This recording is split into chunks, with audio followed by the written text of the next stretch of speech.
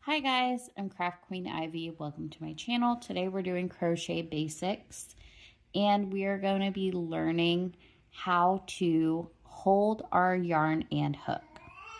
You're going to want to hold your hook with your right hand with your bottom 3 fingers like this and your pointer finger out like this at first.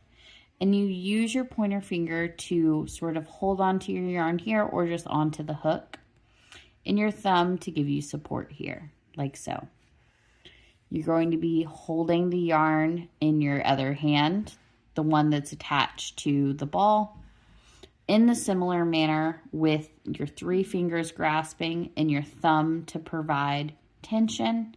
And you're actually going to use your pointer finger pointing out to sort of wrap it around like that. Perfect. And whenever I get started, I do like to hold the tail end of my yarn or the beginning of my project with my other hand as well. And that is how you hold your yarn and your hook.